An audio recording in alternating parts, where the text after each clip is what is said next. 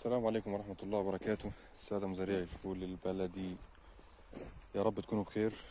دي أرض الفول اللي احنا بصينا عليها بالظبط من حوالي 10 أيام، وكان توجيهنا إن احنا إن شاء الله هنغسل على الأرض دي، وبعد كده هنحرطها حرث في الخط بتاعها، ونتم عملية التخلص من الحشائش لو في حشائش موجودة لسه في الظهرية اللي هي هنا بين البركة أو بين النبات والآخر.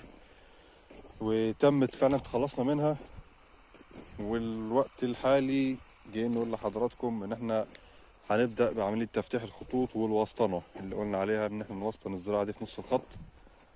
ف ده حالة النبات حاليا. وحتى لو حضراتكم فاكرين قلنا زارعين النبات اللي هو الكزبرة الخضراء، ده النبات اهو طالع ما شاء الله.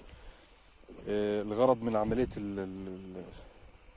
العمليات الفنية اللي تمت على الفول دلوقتي ان انا اخرج منه خلف باكبر قدر ممكن. لو حضراتكم شايفين كده هنا، ده النبات الاصلي، خلف ما شاء الله شغال عليه اهي، كل نبات بدأ يخلف اهو.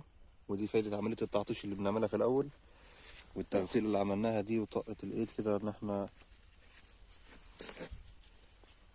جهزنا ارضنا الحمد لله. دلوقتي بقى النبات جاهز للشغل. في مشاكل في مشاكل. النبات مجهد. فان شاء الله بأمر الله هيتم التلافي كل الملاحظات ان شاء الله خلال الايام البسيطة اللي جاية. وطبعا هنبلغ بقى حضراتكم، هنقول لكم احنا هنسمد ايه ان شاء الله. وانتظرونا في فيديوهات جاية كتير ان شاء الله. شكرا.